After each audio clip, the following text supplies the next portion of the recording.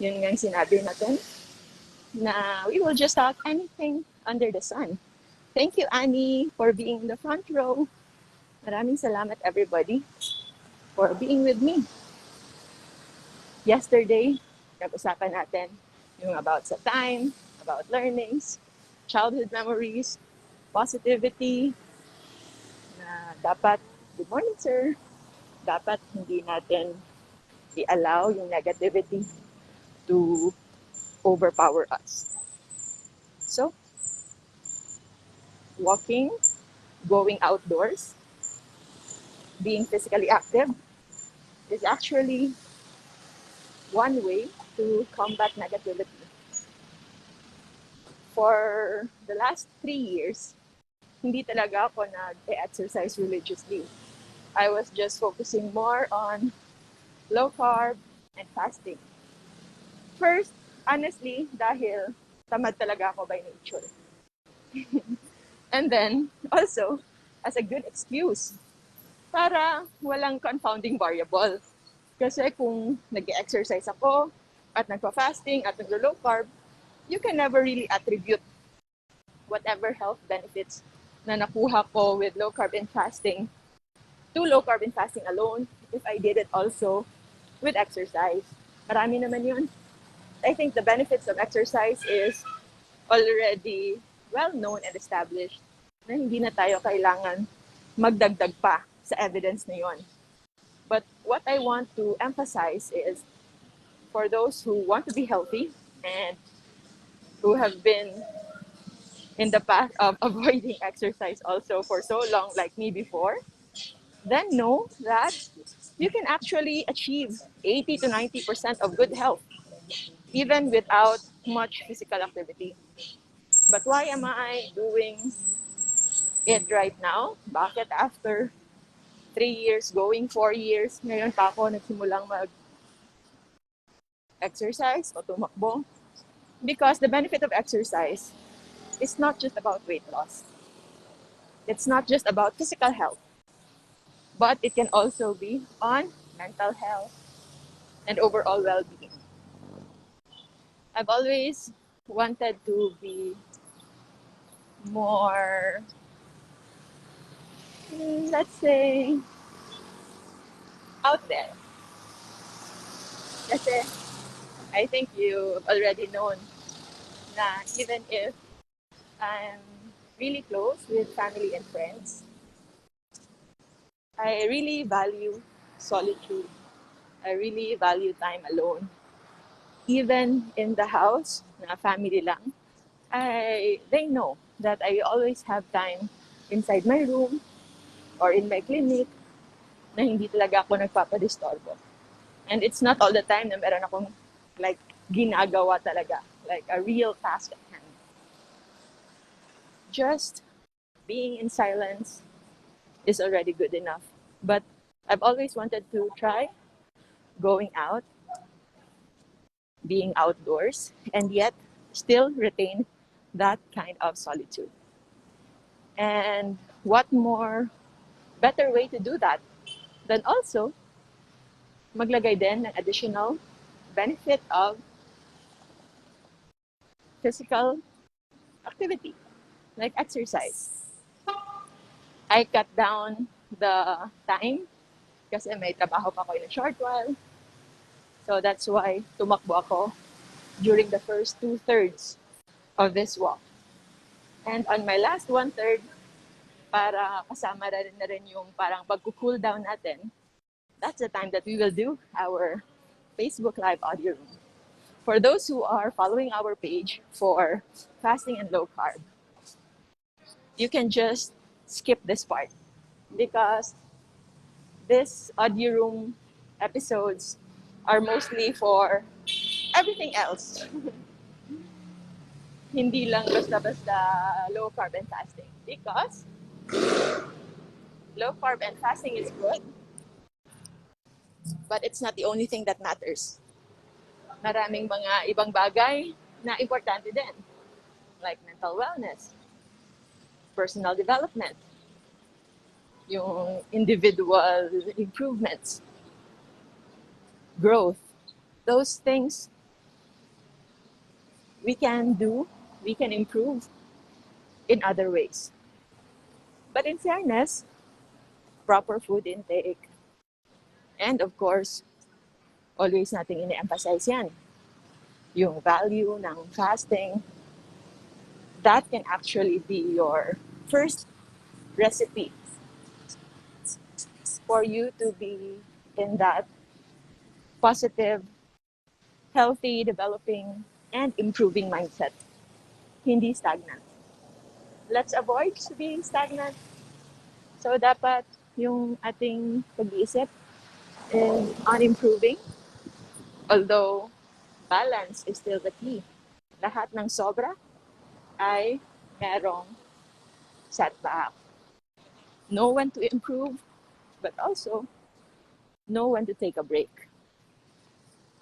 Speaking of taking a break, yung mga currently na nag-undergo ng maraming emotional hardships, merong mga internal struggles, stress, yun yung pinaka number one na feeling ko mostly and abusely used word ngayon, that everybody is under stress. But maybe it's true. Yung isa daw sa mga common source of stressors ng mga tao is overdoing. Nakikita nyo yun, kung sino yung parang pinaka-successful, feeling nyo they got it all, pero sila mismo yung very stressed din. And sometimes, yung nakakalungkot is that they are so stressed, yet they function really well. So, hindi alam ng iba. So, those are what they considered as yung mga functional na mga stressed individuals. If you think you are one of those, try to consider yung mga ginagawa nyo because it usually comes with overdoing. When you are overdoing things, even if your intention is good, like you are always there's others, di trabaho ng kinukuha mo na yung mga chores na dapat sa mga kapatid mo, then ginagawa mo pa rin yung trabaho mo on top of the many things that you already do. Then sometimes, kahit pa nagpa-function kayo, but there could be part of you na maiiwanan. Good thing if you have other coping mechanisms, but for others, they actually resort to food when it comes to comfort. Food as their source of painkillers, parang ginagawa nila itong pampawala ng mga sakit. It's also like their way to feel good if they are feeling disappointed, if they are feeling frustrated. And true enough, immediately, nare-relieve sila. After that first bite of that comfort food, sundae, ice cream, donuts, chocolates, at kung ano-ano pa, instantly, they feel good. However, after 30 minutes, yun, they crash. They feel so bad. And kung hindi ito ma-address, it will become a vicious cycle. Na una, they feel good, and then they feel bad, and then they regret it, and then sisisihin nila yung sarili nila. And then later on, they feel so bad na maghahanap naman sila ng another comfort food again. So it's a vicious cycle. So just like anything else in life and in medicine and how we treat patients, how I now treat patients, we look at the root cause. Kung ano ba talaga yung pinagsisimula nito. And one of those root causes, if in this situation, is just you overdoing so much. So take a breather, do whatever stuff you need to do para magkaroon kayo ng inyong own deserved peace and rest. Kahit nga sa trabaho, di ba? Meron talagang R&R. Yung mga rest and relaxation, rest and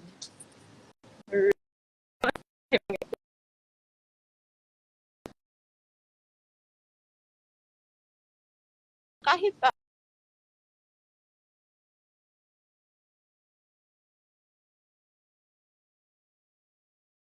wala kayo, like you are not employed, other things, kahit yung mga trabaho sa bahay, then you can assign a day where you will rest. Mostly, it is Sunday. But for mommies, alam natin, walang break ang mga mommies. Kung Sunday nga, dun pa sila pinaka nagtratrabaho because everyone in the family is at home and sila naman, they are the ones who are doing everything. Although they take pleasure from it, I personally know a number of mommies na ayaw nilang nagtatrabaho yung kanilang mga anak at yung kanilang mga asawa on a Sunday because they also derive pleasure from it. So, kung nagtatrabaho ka Sunday, assign another day. Maybe on a day that they are all so busy, like on a Monday, dun ka mag-break. Experience your own little weekend on a Monday. Like today. Yeah, it's Monday today. Para nakalimutan ko na.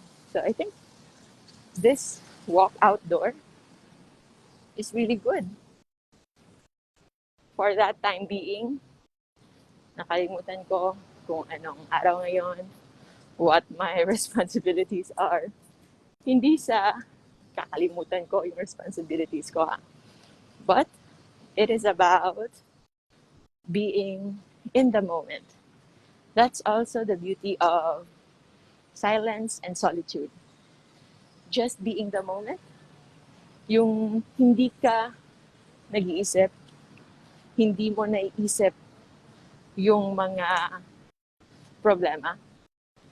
Being in the moment is the ultimate form of bliss. Ang bliss naman, para siyang highest sense of happiness, but it is paired with peace. Ano ang component ng bliss and being in the moment? It's the absence of worry of the future. So, hindi ka nag-worry. What will lie ahead? Kung ano ang mangyayari sa susunod na mga araw, sa susunod na taon. Because that very moment, you are okay. And aside from that, you also no longer feel bad of the things of the past. Wala na kayong pinagsisisihan. Wala na kayong iniisip na mga what ifs or mga regrets because you've already let that go. Kung yung ibang tao yung nakagawa sa inyo ng anything negative, you've already forgiven them. And if you think meron kayong nagawang pinagsisisihan ninyo, then forgive yourself.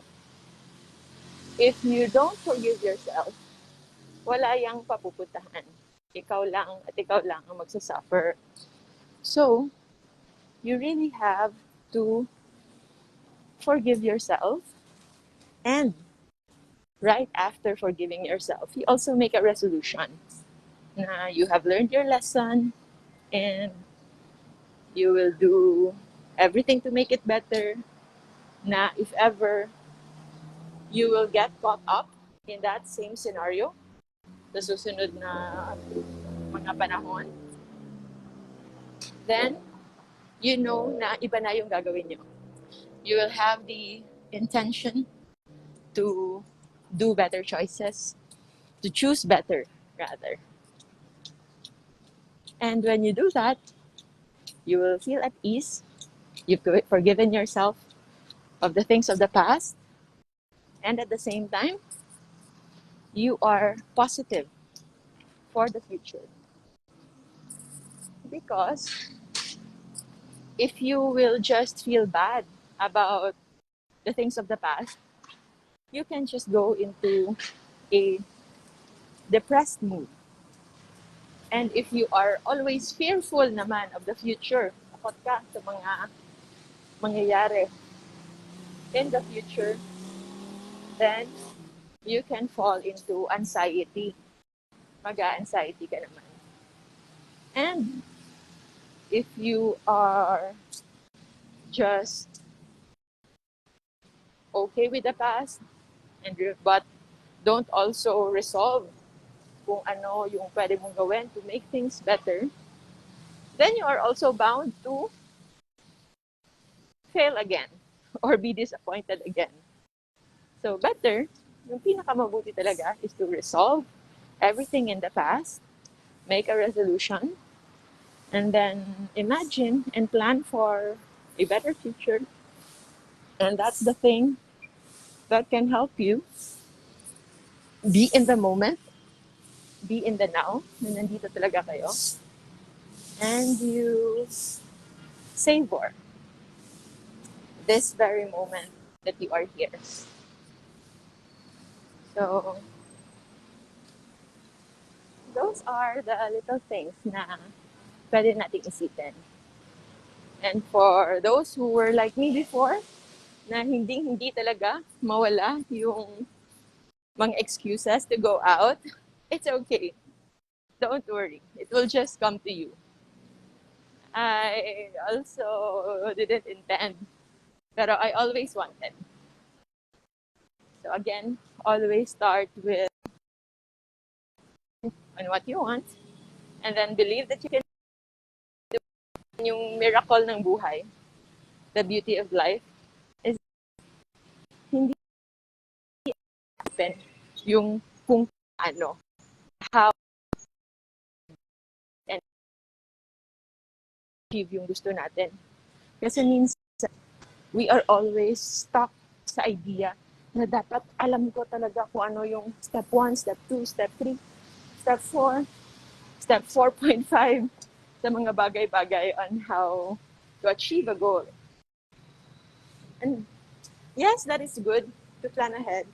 Pero alam nyo ba, when it comes to manifesting your desires, the things that you want, hindi mo pala kailangang problemahin yung mga specific steps na yun. You just have to believe. You just have to first acknowledge what you want to achieve. And then after that, you can now believe that you can attain it. And then every day, just be hopeful and sabihin nyo lang, sobrang ganda at nagpapasalamat ako that this thing that I want is already here. You already feel. Dapat ina-acknowledge mo na that it is already with you.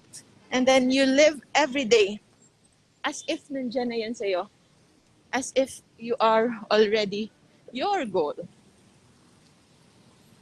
And you will just be surprised na sa araw-araw, there will be means and ways, nagkakaroon ng opportunities, merong mga bigla-biglang susulpot na mga pamamaraan na for you to follow, and it's all going to lead you to that path sa iyong papupuntahan, sa goal mo talaga.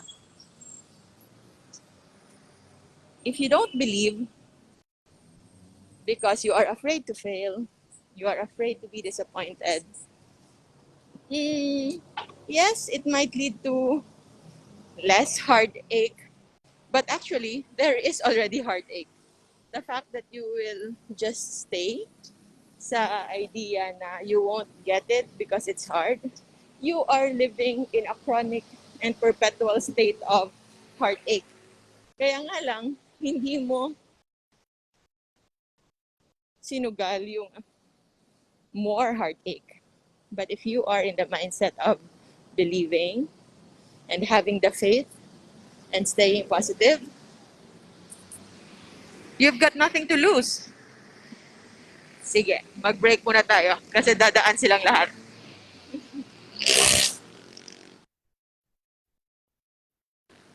So, habang maingay pa, nasa highway na tayo. Hello, Ange, Loy, Maria, Aurem, Erland, Agosto. Hello, Mami Ruth, Llewellyn, Margarita. Thank you all for being in the front row. Nasa, ano na tayo? 5 kilometers. Wow. 5.09. And meron pa akong mga, I think, mga half kilometer back sa bahay. So, yun. Huwag matakot. Disappointments, challenges, setbacks, nandyan yan. And for every challenge, every time you can overcome, you will become stronger. It will make you wiser. It will make you better. Sometimes it can make you more humble. And that is also good. Even if yung katumbas niyan ay magkakaroon ka ng some degree of disappointment. But that kind of kabayaran will be worth it because you've learned.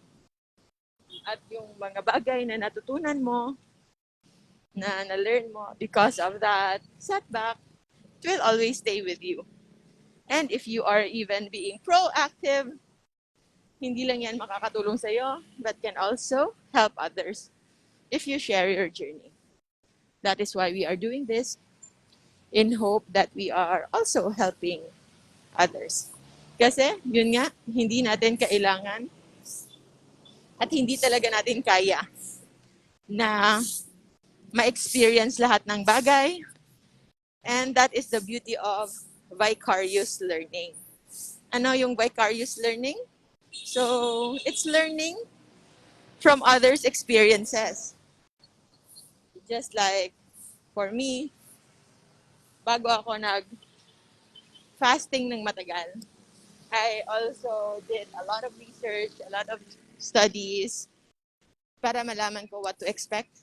And also, I learned from the mistakes of others. Nagbasa ako ng kanilang mga experiences so that I will also have to see and try to avoid them.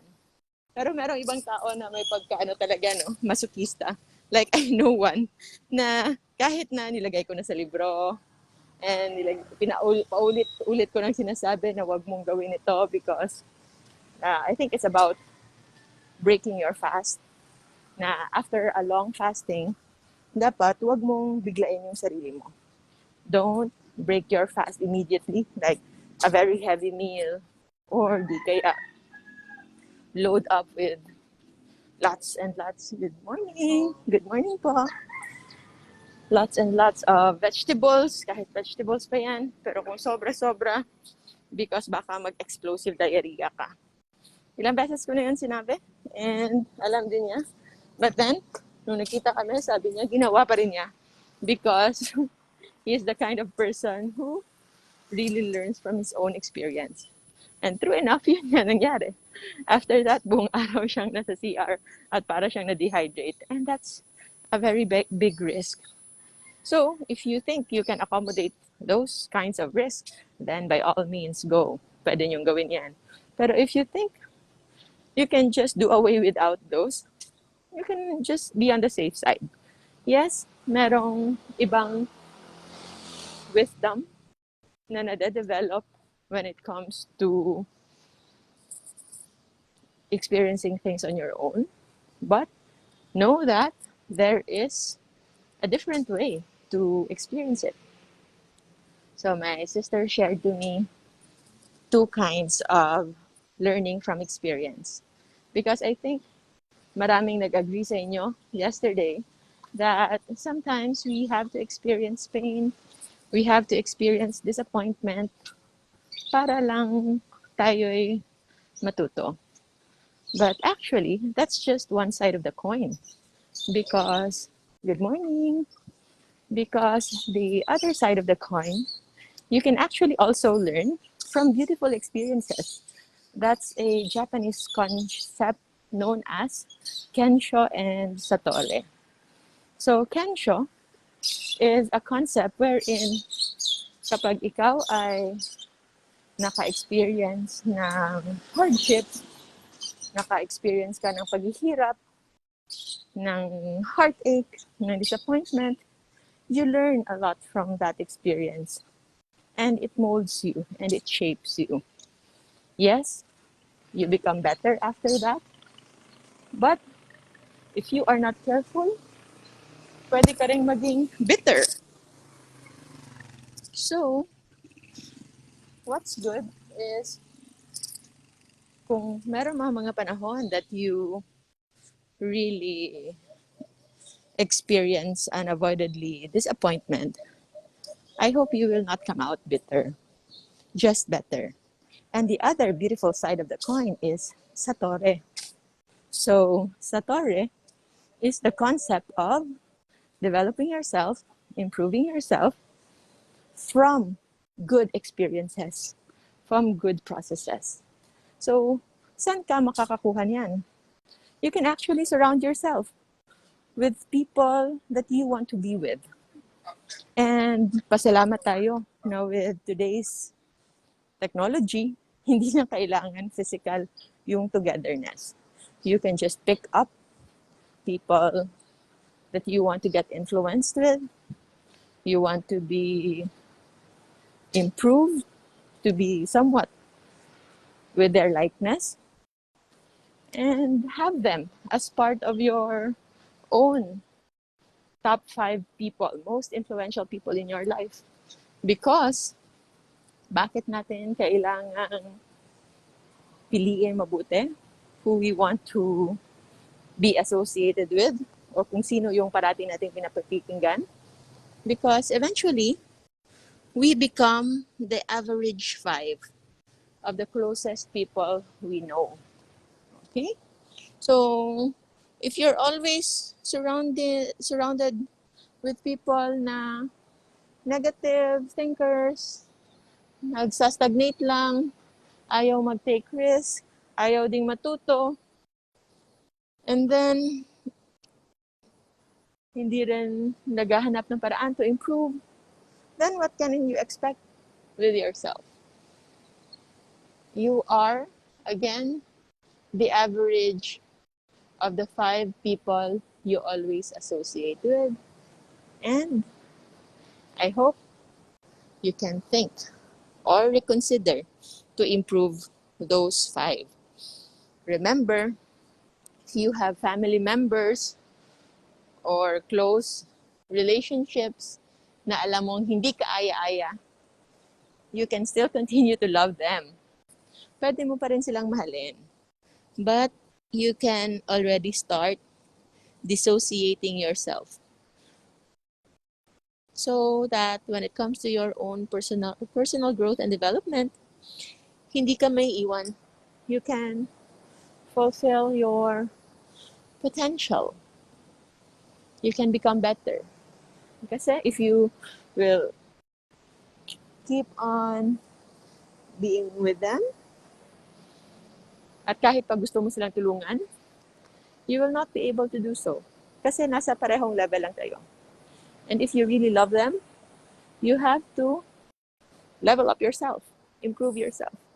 And kapag na-improve mo na yung sarili ninyo, then hopefully, baka malay nyo, you can already start influencing them to be better. You become one of their better 5 most influential people in their lives.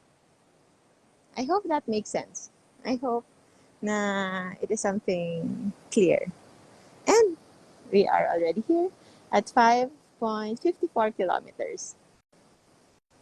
That's already a wrap for our morning. For those na ngayon pa lang naka-join, hello po, Kuya Oli. Thank you for always being here. Cindy, Elizabeth, Marife, April, Jonna, Riz, and Roderick.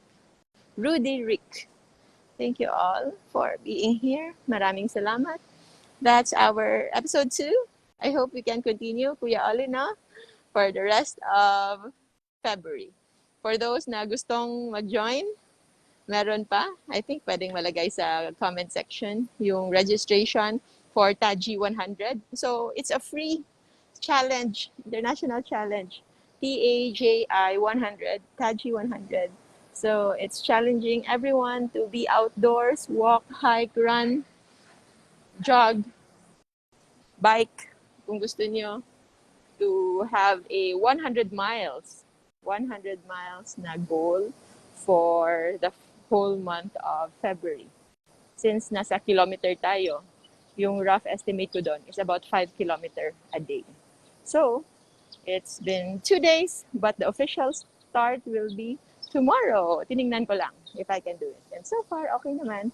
I chose a different trail, city trail and path, so that I can complete my 5 kilometers kasi kahapon nasa 4.4 lang ata. And so far, sumobra pa nga. So yan lang muna for now. Maraming salamat everyone. Hope to see you again tomorrow, maybe around the same time. We will go live. If mas marami yung run ko than walk, then maybe we can go earlier around 6:30. So maraming salamat everybody. I'll see you again for another episode of City Walk and Talk with yours truly, Dr. Rojo. Maraming salamat. Have a good day, guys. And of course, remember to stay low carb so that we all stay safe. Maraming salamat, Rosemary. Bye-bye.